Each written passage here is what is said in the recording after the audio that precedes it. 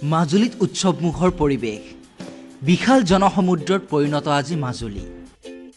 এক আবতৰীয়া উৎসৱে জোকাৰি গ'ল মাজুলীৰ ৰাজপথ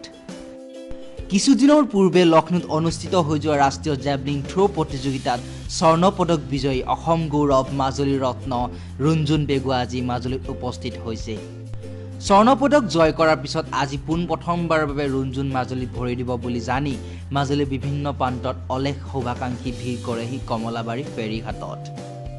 তাকাম মিচিং পৰিং কেবাংকে আদি কৰি বিভিন্ন দল সংগঠন আৰু শুভাকাংক্ষীয়ে মৰমৰ খেলুৱৈগৰাকীক ফেৰীঘাটতে উষ্ম আদৰণি জনায়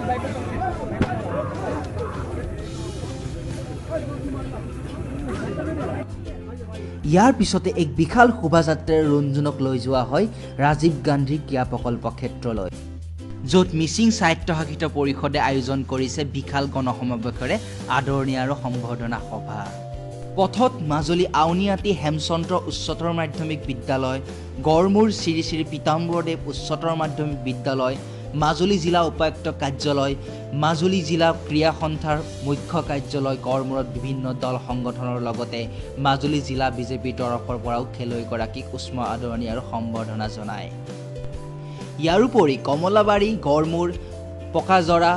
ফুলনি আদি মুখ্য ব্যৱসায়ী স্থানসমূহত বিদ্যালয় মহাবিদ্যালয় সভা সমিতিয়ে প্ৰমুখ কৰি বিভিন্ন অনুষ্ঠান প্ৰতিষ্ঠানে ৰুণজুণক উষ্ম আদৰণি জনায়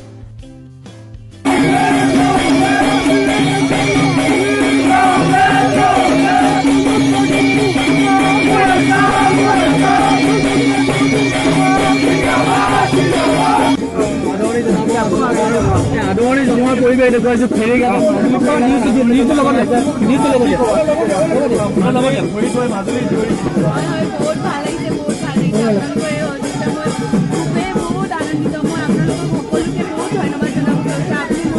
আপোনালোকে মোৰ কাৰণে ইমান কৰিছে আৰু আপোনালোকে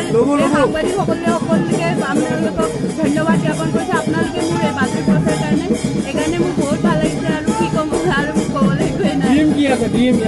মোৰ ড্ৰিম আছে মই এতিয়া নেক্সট ইণ্টাৰনেশ্যনেল মই ভাল অসম তথা ভাৰতবৰ্ষ সৰহ কৰি আনিবলৈ তাকে মই এতিয়া প্ৰশিক্ষণ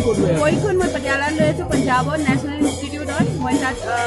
নেশ্যনেল কেম্পৰ কোচৰ আণ্ডাৰত কৰি আছোঁ এতিয়া মোৰ নেক্সট প্ৰজেক্ট হৈছে মই নেক্সট ইয়েৰত আমাৰ এছিয়ান চেম্পিয়নশ্বিপ হৈছে তাত মই প্ৰতিযোগিতা ল'বলৈ মানে মই মোৰ নিজৰ ফালৰ পৰা খুবেই চেষ্টা থাকিব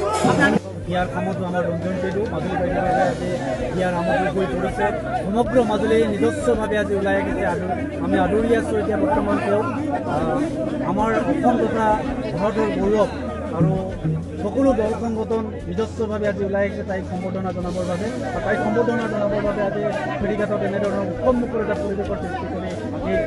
কাৰ্যসূচী ৰূপায়ণ কৰা হৈছে পৰা আহি ইয়াতে মিনিমাম 20,000 মানুহে মানে পূৰ্ণ সহযোগিতাৰে আমি ৰুণজুণ পেগুক মানে